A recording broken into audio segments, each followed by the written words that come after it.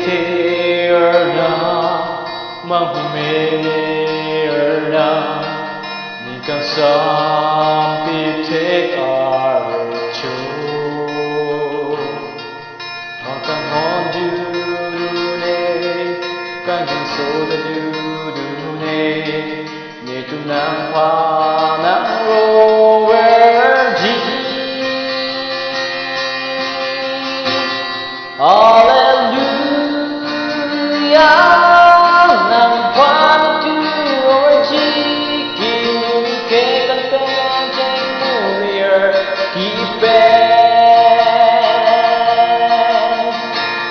Hallelujah,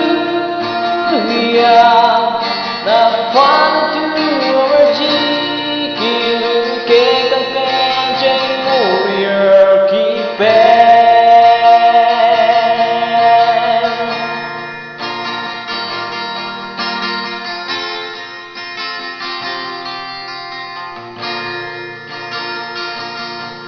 Kalawala leki orason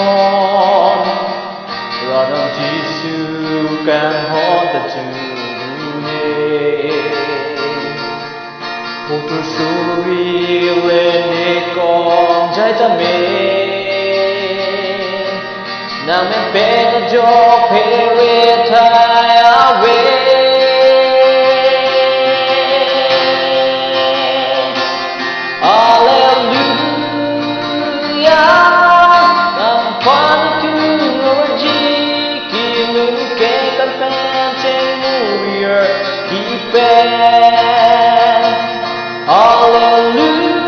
Hallelujah, nang pantu orji kilung ke kanten jeng mulia kipen.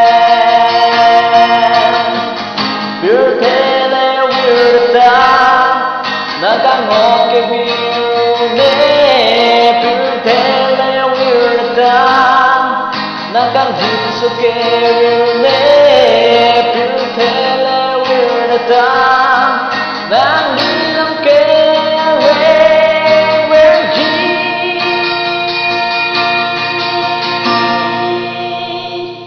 Hallelujah, ang pantu orji kilung ke kanten jeng mulia kipen. Hallelujah, nang pantu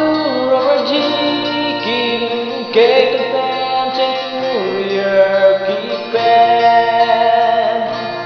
Kilung ke